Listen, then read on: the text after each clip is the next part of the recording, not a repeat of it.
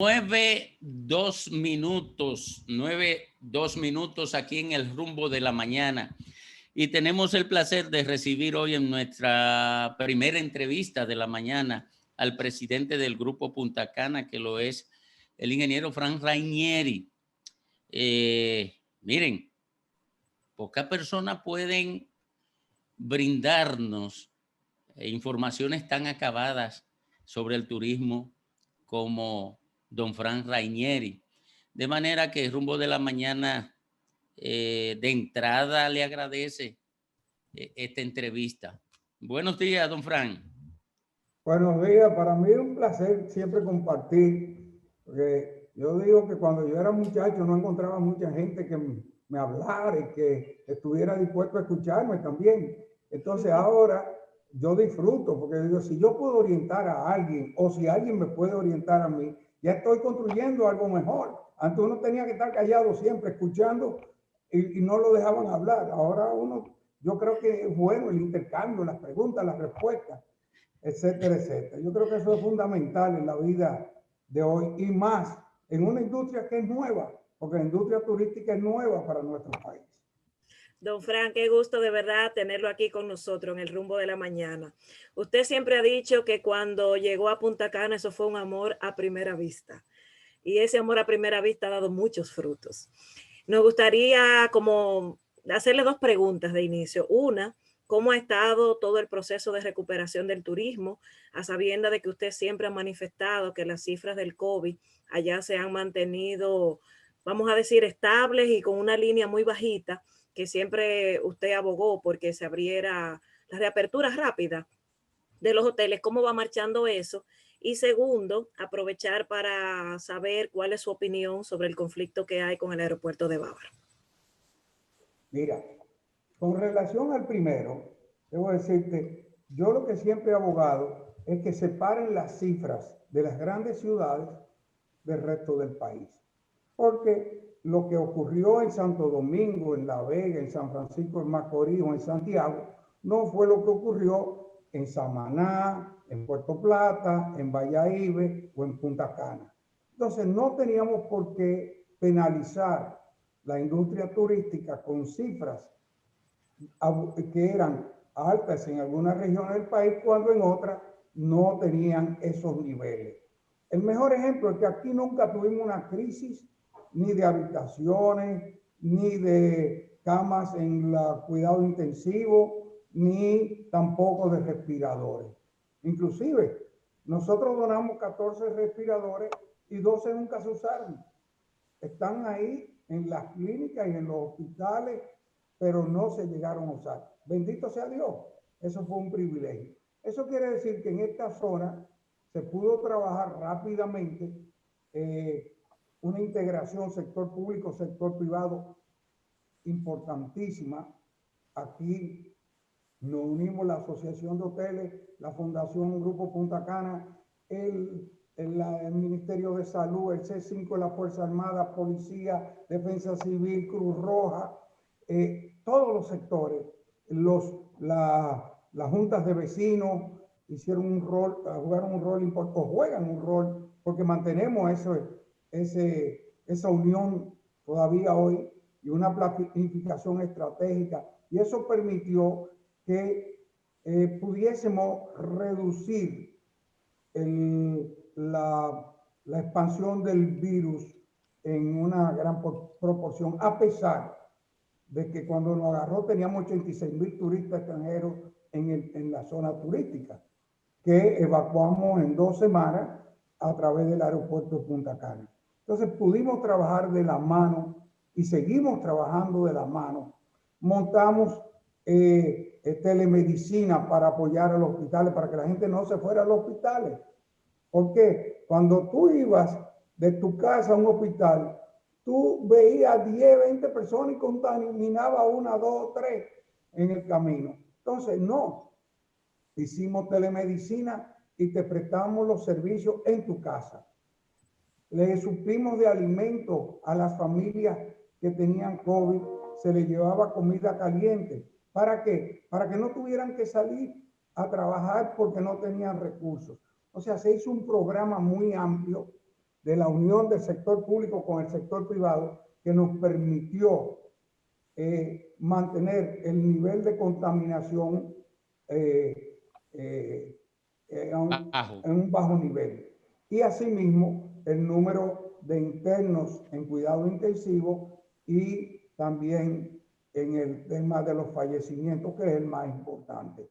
Pero también aquí los médicos de la zona, encabezados por el doctor José Natalio Redondo, trabajó fuertemente en la ivermectina, en los programas.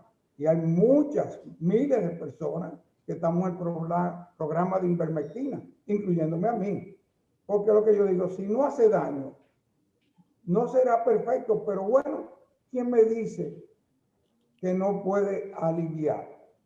Entonces, nosotros aquí en la zona hemos trabajado en ivermectina, trabajamos con la comisión que creó el pasado gobierno, encabezada por el doctor Alejandro Bay, y seguimos trabajando con las comisiones del presente gobierno y con la oficina de la vicepresidenta de la República y del Ministerio de Salud. En otras palabras, ha habido una integración importante y nosotros a eso es que nos referíamos, para que con eso nos permitiesen poder operar, aunque fuese medianamente, porque tú no puedes tener 150,000 desempleados durante 7, 8 meses que iban a tener que hacer, sabrá Dios qué cosa para sobrevivir algunos de ellos. Y que lo que teníamos que cumplir los protocolos, porque eso es lo más importante. Esta mascarillita aquí todavía se reparten toda la semana aleatoriamente en las diferentes esquinas de Verón y de Friusa. Se ponen los muchachos de la Defensa Civil y de la Cruz Roja, y todo el que no tenga mascarilla le dan una, y el que la tiene vieja se la cambian por una nueva. Nosotros en nuestro programa de reparto de alimentos que hicimos durante 4 meses, 3 meses, mientras la gente no podía salir a trabajar, y que llegamos a 30,000 familias con caja de alimentos para una semana, para 5 días, incluíamos la mascarilla. Entonces tenemos un programa de la mascarilla, es lo que nos va a permitir retornar a trabajar. Y entonces hay que concientizar al pueblo. Y eso nos ha permitido hasta ahora, Dios permita que continúe así, teniendo una baja incidencia del COVID-19, y por eso decíamos, podemos recibir. Ahora que tenemos, que en los aeropuertos tenemos también los protocolos, y en los hoteles los tenemos, y en el transporte, porque integramos a los transportistas. O sea, todo el mundo sabe cuál es su responsabilidad y se asegura de cumplirla. Así es. Don Fran Rainieri, presidente del Grupo Punta Cana, qué honor contar con usted en esta plataforma y compartir con usted las visiones que se pueda tener del sector más próspero del ámbito económico de la República Dominicana, que se ha convertido en el sostén de nuestra economía. Lo hemos visto usted desde antes del 15 de septiembre, fecha en la que el gobierno relanzó el plan para reactivar el sector turismo, visitar uno y otros sectores para garantizar esa movilidad en el área. Y creo que usted es una de las personas más atinadas como para poder enviar un mensaje a quienes operan instituciones que demandan clientela, presencia colectiva en medio de esta situación. ¿Cómo hacerlo? ¿Qué decirles para que sepan que se puede activar el sector, pero sin desconocer las medidas de seguridad que impone una pandemia como el COVID-19, que ya lleva más de 60 millones de personas afectadas en el mundo? Mira, Patricia, primero que todo, yo soy simplemente Fran Rainieri, el más viejo aquí. Eso es todo. Esos títulos a mí no me gustan. Fíjate, yo no firmo ni licenciado ni nada de eso. A mí eso no me gusta. Pero debo decirte, mira, yo creo que todos tenemos que ser conscientes. Tenemos una situación totalmente anormal que no se había vivido en los últimos 100 años. Desde el año 18 y 19 del siglo pasado, cuando tuvimos la pandemia de la gripe española. Inclusive un tío mío falleció en Puerto Plata, jovencito de 18 años. Con eso yo recuerdo que mi papá me contaba de esa situación. Y yo soy de lo que digo que nosotros lo que tenemos que vivir actualizándonos y comprender las nuevas situaciones que vivimos. El mundo de ayer no es el de hoy. Y no solo cambia basado en la tecnología, que es lo malo. Mucha gente cree que esto es lo único que cambia. No, todo evoluciona. El mundo es cambiante. Tenemos que cambiar hasta en el trato con nuestra familia, con nuestros hijos, con todo. Las empresas y la vida diaria son parte de eso mismo. Entonces tenemos que entender que estamos en épocas diferentes. Ahí estoy viendo a Fafa. Fafa no está en el 14 de junio clandestino, ni nosotros íbamos a la Victoria a llevar comida. Ya eso es impensable, son otras épocas. ¿Tú comprendes? Entonces, nosotros, eso pasa con el COVID. Yo creo que nosotros tenemos que entender que tenemos dos partes en la vida: la salud y las necesidades económicas para sobrevivir. Y tenemos que buscar el equilibrio. Ahora, se pueden hacer los dos.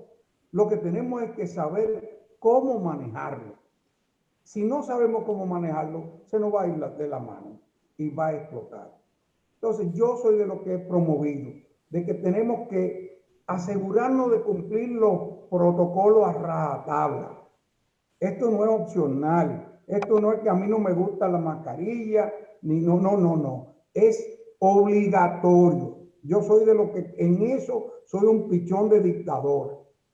Yo cuando veo a alguien sin mascarilla me detengo. Y yo le he dicho aquí a la gente en Verón que no es la policía que puede enforzar ese tipo de cosas sola, que somos nosotros que tenemos que empoderarnos, la sociedad civil, y exigirle a los demás que cumplan con los toques de queda, que cumplan con el distanciamiento, que cumplan con la mascarilla, que cumplan con la higiene.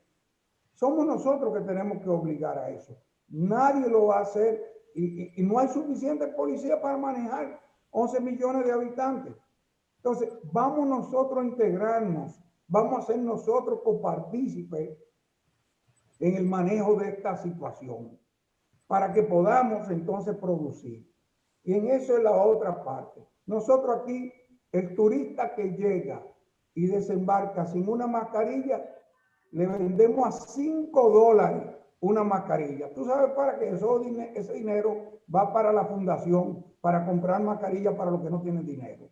Para que aprendan una mascarilla. ¿Tú comprendes?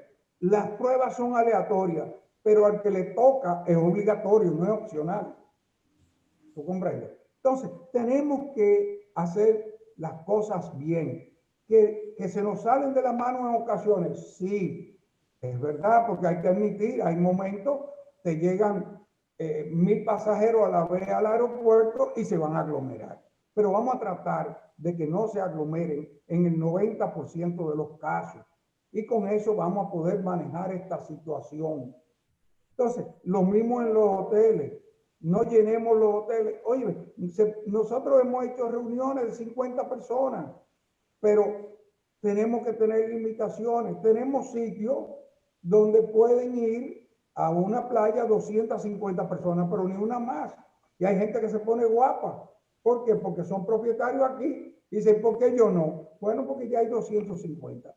Y ese es el máximo de capacidad que tú tienes ahí. Y se me quejan y llaman no, yo voy a hablar con don Fran. Bueno, y cuando me llaman yo digo, ¿qué tú quieres? ¿Que creamos una epidemia por ti? No. Entonces tenemos todos que tener conciencia que estamos viviendo una situación y tenemos que manejarla. Y tenemos que hacer sacrificios todos. Y eso es lo importante. Gracias, don Fafa. Adelante. Fran, yo no pude darle seguimiento a tu primera parte, pero quiero expresarte mi alegría de oírte hablar de que la realidad, la actualidad es el punto de partida con la que debemos proyectar hacia adelante. Y desde ese punto de vista, yo quiero oír tu opinión. De Estados Unidos vienen la mayor parte de los turistas, vienen las remesas y allá viven la mayor parte de los dominicanos del exterior. Y eso nos obliga a reconocer que ese es nuestro primer mercado y a fortalecerlo. Pero yo soy de lo que cree que de ninguna manera hay por qué cerrarse a la emergencia del nuevo mercado de Oriente que representa más de 2 millones de personas, la alianza china-japonesa. ¿Cuál es tu juicio sobre eso? Sabiendo que el turismo es la primera actividad que hay que fomentar y esa es una relación que no puede despreciarse en cuanto al potencial turístico que tiene. ¿Qué te parece a ti con esa política de condicionarle a esa gente su entrada al país? Mira, yo no creo, yo creo que no ha sido bien explicada, esa es mi impresión, Fafa. Yo no creo que hay nada contra China, no. Yo fui a China con la visita presidencial, a mí fue uno de los que me invitaron. Y yo creo que las relaciones con China se van a mantener y van a crecer. Ahora, hay dos puntos que yo sí quiero señalar. Y te lo digo porque se lo dije al presidente Danilo Medina cuando un año antes de iniciar las relaciones, él me predijo, ¿qué tú piensas de China? Yo me imaginaba que ya él estaba pensando reiniciar las relaciones. Y yo dije, mire, presidente, lo que no tome como excusa es el turismo. El turismo chino está a 30 años, 20 años luz de República Dominicana. Y te voy a explicar por qué. El mercado chino busca 5 cosas. Es el más grande del mundo, 130 millones de personas. Pero de los 10 países que ellos visitan, más 9 están en su zona, comenzando con Corea del Sur y Tailandia, Australia, Japón. O sea, esas son las zonas de ellos viajar mayormente. ¿Ok? Solamente los Estados Unidos está en la 10ª posición. Entonces, eso es lo primero. Segundo, el turista chino busca varias cosas. La primera es cultura. Nosotros no tenemos cultura para los chinos que tienen cultura milenaria. ¿Tú comprendes? Lo segundo es compra. Por eso tú lo ves tanto en Roma, por eso tú lo ves en Turquía, fuera de esos 10 países vecinos. Esos son los países que más visitan porque están buscando cultura, la parte cultural. Lo segundo es compra. Por eso París, Nueva York, Madrid se llenan de turistas chinos, van de compras. Las filas de los chinos en las compras de las tiendas son enormes. El tercero es juego. El destino más grande que ellos tienen son los destinos de juego, Macao, que es de ellos mismos, pero opera independiente en ciertos aspectos de China continental. Ellos buscan el juego. Los casinos de nosotros, en Estados Unidos, Las Vegas es uno de los sitios más atractivos para ellos. Nosotros no tenemos casinos que pueden soportar el juego de los chinos. ¿Tú me entiendes? Lo que nosotros tenemos, que son playas, sol, etcétera, no están en los primeros lugares de las cosas que busca el chino. El mejor ejemplo es Cuba. A Cuba fueron en el año 2018 65,000 chinos y tienen vuelo directo. Y a México, que es un país enorme con una cultura, con todas las cosas, fueron apenas 105,000. Aquí vinieron 105,000 turistas colombianos solamente a Punta Cana. Entonces, te quiero decir eso porque no quiere decir que no trabajemos.